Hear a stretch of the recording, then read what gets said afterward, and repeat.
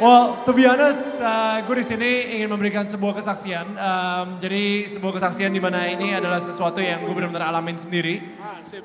Mudah-mudahan kita semua di sini bisa belajar dari itu seberapa besar kekuatan Tuhan, kekuatan Yesus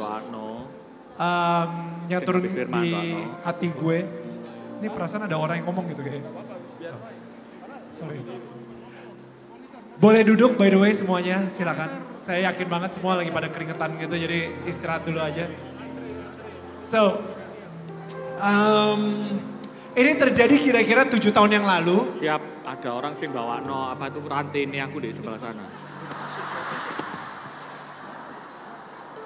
Seriously tadi? Gak ada, oke. Ini terjadi kira-kira 7 tahun yang lalu. 7 tahun yang lalu, gue mendapatkan sebuah musibah yang sangat luar biasa. Mungkin bagi kalian tuh biasa aja, tapi buat gue luar biasa banget. Kenapa? Karena gue kehilangan suara gue.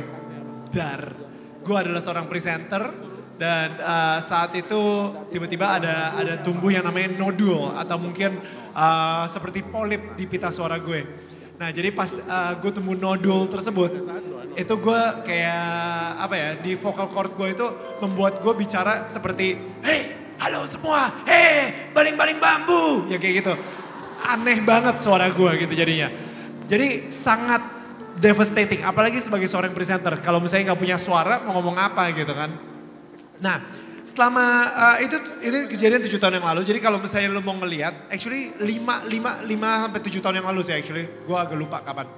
Nah tapi yang pasti kalau misalnya lo pengen ngelihat di Indonesian Idol season ke-7, jadi terakhir season ke-8, season ke-7, itu lo bisa ngelihat zaman-zaman audisi suara gue berbeda gitu. Nggak kayak sekarang ini, suara gue benar-benar kayak Doraemon barusan gitu.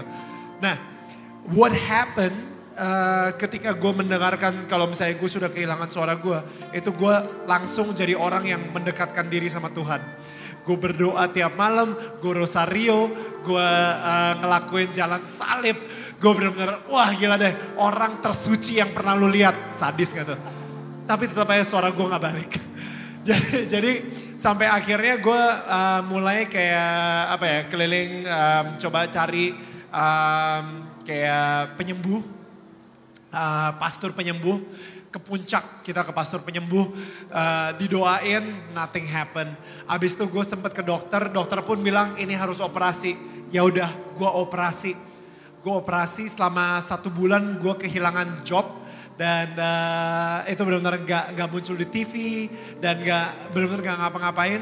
Dan selama 1 bulan tersebut, akhirnya ketika sudah jadi pita suara gue itu ada nodulnya itu seonggok dagingnya itu sudah dihilangkan. Akhirnya suara gue tetap tidak balik ya. Suara gue tetap masih kayak Doraemon.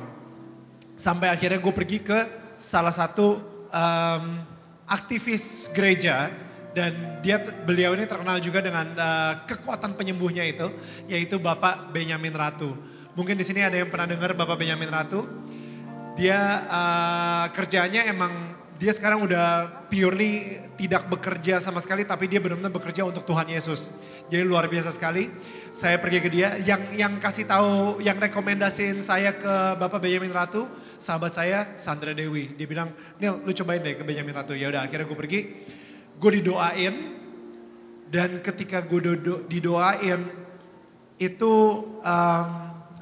wah itu benar-benar sampai nangis segala kayak gitu. I don't know what happened. Tapi abis itu ketika gue balik ke mobil, seriously suara gue tidak balik juga.